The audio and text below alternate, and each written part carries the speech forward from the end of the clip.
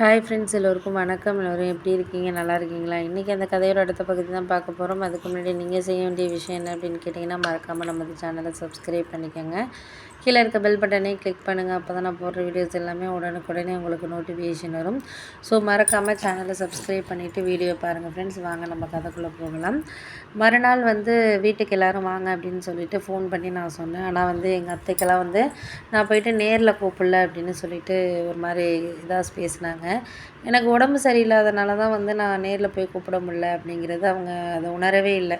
அவங்க சொன்னது என்னென்னா, சில விஷயங்கள் நம்மளுக்கு எதாக இருந்தாலும் ஒரு சில நேரத்தில் கரெக்டான ஒரு வேலை இது பண்ணுறதுக்கான இதுங்கிறது தெரிய மாட்டேங்குது. அவங்களுக்கு ஏதாச்சும் ஒரு குறை கண்டுபிடிக்கணும் அப்படிங்கிறத மட்டும்தான் மைண்டில் வச்சுக்கிட்டு அவங்க இது பண்ணிக்கிட்டு இருந்தாங்க. அதனால் நான் முடிஞ்ச வரைக்கும் சொன்னேன், என்னால் இதான் இது பண்ண முடியும், நீங்கள் தேவையில்லாத இது பண்ணிக்கிட்டு இருக்காதீங்க அப்படிங்கிற மாதிரி நான் பேசி விட்டுட்டேன்.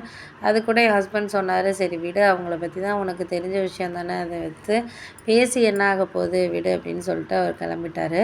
மறுநாள் எல்லாமே நான் ஃபோனில் சொன்னவங்களில் ஒரு 50 பேருக்கு நான் சொல்லியிருக்கேன்னா ஒரு 30 பேர்கிட்ட வந்துட்டாங்க. ஒரு சில பேர் நேரில் கூப்பிடலை, அது பண்ணல இது பண்ணலன்னு வர்றவங்க வராங்க போகிறாங்க அப்படின்னு சொல்லிவிட்டு நான் அந்த ஃபங்க்ஷனுக்கு தேவையான எல்லாத்தையும் ஏற்பாடு பண்ணியிருந்தோம். எல்லாம் வந்தவங்கலாம் நல்லபடியாக சாப்பிட்டுட்டு எல்லாம் பண்ணிவிட்டு நிம்மதியாக போனாங்க. அதுக்கு நைட் என் ஹஸ்பண்ட் சொன்னார், அத்தை இது மாதிரி ஃபோன் பண்ணி என்கிட்ட குறை சொன்னுச்சு அப்படின்னோடனே நான் சொன்னேன், நீங்கள் ஆஃபீஸ் டெய்லி போயிடுறீங்க, என்னால் முடியாமல் இருக்குது. நான் ஃபோனில் தானே சொல்ல முடியும். நான் நல்லா இருந்தேன்னா முன்னாடியெல்லாம் கிரகப்பிரவேசத்துக்கெல்லாம் எல்லாத்துக்கும் நான் போய் சொல்லலையா, ஆட்டோ எடுத்துகிட்டு போய் சொல்லிட்டு வரேன். இப்போ என்னால் அந்தளவுக்கு இது பண்ண முடியாத மாதிரியான சூழ்நிலையில் இருக்கிறனால தான் நான் இது பண்ணிக்கிட்டு இருக்கேன் அப்படின்னோடனே, சரி புரியுது, எனக்கு புரியுது, அவங்க சொல்கிறது சொல்லிட்டு போகிறாங்க விடு அப்படின்னு சொல்லிட்டு அவரும் கிளம்பிட்டார். மறுநாள் எங்கள் சித்தி வந்தாங்க. சித்தி நேற்று ஃபங்க்ஷனுக்கு வர முடியலம்மா, வேறு ஒரு இதுக்கு போகிற மாதிரி ஒரு இது, அதுக்கு நான் மட்டும்தான் போகிற மாதிரி இருந்துச்சு, தம்பியெல்லாம் அவன் வேலைக்காக இது பண்ணிட்டு போயிட்டாமா அப்படிங்கிற மாதிரி சொன்னாங்க. சரி ஓகே, அதெல்லாம் சரியாயிடும், ஒன்றும் நீங்கள் ஒன்றும் கவலைப்படாத, அத்தை தான் என்கிட்டே தான் குறை சொன்னா பண்ணா செஞ்சா, அதெல்லாம் நீ ஒரு விஷயமா எடுத்துக்கிட்டு இது பண்ணாத அப்படிங்கிற மாதிரி எங்கள் சித்தி கொஞ்சம் ஆறுதலாக பேசினாங்க. உன்னால் முடிஞ்சால் கண்டிப்பாக போய் நேரில் கூப்பிட முடியாமையா, அவங்க பொண்ணு மட்டும் விசேஷத்துக்கு என்ன பண்ணா, எல்லோரையும் ஃபோனில் தானே கூப்பிட்டா, இருந்தாலும் நம்மளாம் போகலை பண்ணலையா, அதெல்லாம் மனசு தான் காரணம். நம்ம ஏதாச்சும் ஒரு குறை கண்டுபிடிக்கிறதுக்குன்னே இது பண்ணுவாங்க.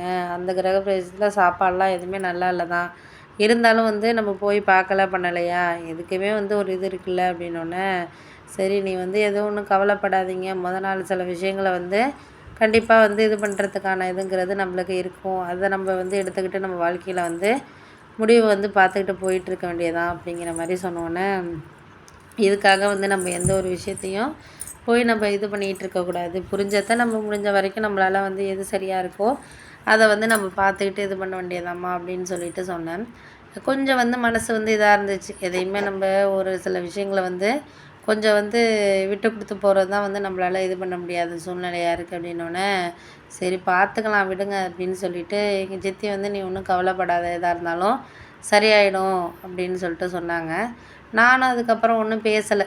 இதுக்கான நேரங்கிறது நம்மளுக்கு கரெக்டான வேலை வரும், நம்ம பார்த்துக்கலாம் அப்படிங்கிற மாதிரி நான் இருந்தேன். 2, 3 நாளைக்கு அப்புறம் கொஞ்சம் எனக்கு சந்தோஷமாக தான் இருந்துச்சு. என்ன அப்படின்னா, என்னோடய பொண்ணு நல்ல ஒரு மார்க் எடுத்திருந்தா எல்லாத்துலேயும். ஏன்னா நான் ரொம்ப எதுவுமே சொல்லிக் கொடுக்கல அவளுக்கு. சொல்லிக் கொடுக்காம அப்படியே இது பண்ணிக்கிட்டு இருந்தேன். இருந்தாலும் மார்க்கு நல்லபடியாக எடுத்திருக்கா பண்ணியிருக்கா அப்படிங்கிற மாதிரி எனக்கு ஒரு மாதிரி ஹாப்பியாக இருந்துச்சு. இத்தனை நாளாக நம்ம சொல்லிக் கொடுத்ததுக்கு முன்னாடி கூட அந்தளவுக்கு மார்க் எடுத்தலை. நான் இப்போ முடியாமல் இருக்கிறேன்னு அவள் பார்த்துட்டு அவளாவே கொஞ்சம் படிக்கிறதுக்கு எல்லாமே பழகிக்கிட்டா. அது எனக்கு கொஞ்சம் சந்தோஷமாக இருந்துச்சு. இவங்க நம்மள நல்லபடியாக இது பண்ணிக்கிறாங்க, செய்கிறாங்க அப்படிங்கிறத தாண்டி, நம்ம சொந்தக்காரவங்கலாம் பேசுகிறாங்க, பண்ணுறாங்கங்கிறத தாண்டி, ஒரு சில விஷயத்த நம்மளுக்கு இதை இது பண்ணுறதுக்கான டைமிங்கிறது நம்மளுக்கு இது பண்ணுறதுக்கு இருக்கணும் அப்படிங்கிற மாதிரி எனக்கு என் பிள்ளைங்க ஓரளவு சப்போர்ட்டிவாக இருக்கிறாங்க அப்படிங்கிறது தான் எனக்கு ரொம்ப சந்தோஷமான விஷயமா இருந்துச்சு. அது எனக்கு ரொம்பவும் ஒரு மன திருப்தியை கொடுத்துச்சு அப்படின்னு தான் சொல்லணும். ஏன்னா ஒரு சில நேரங்களில் நம்மளுக்கு கரெக்டான இது பண்ணுறோம் அப்படிங்கிறத தாண்டி நம்மளுக்கு இது நம்மளுக்கு இதுதான் அப்படிங்கிற மாதிரி நம்ம ஒரு முடிவு பண்ணிவிட்டு இது பண்ணணும் அப்படிங்கிற மாதிரி எனக்கு தோணுச்சு.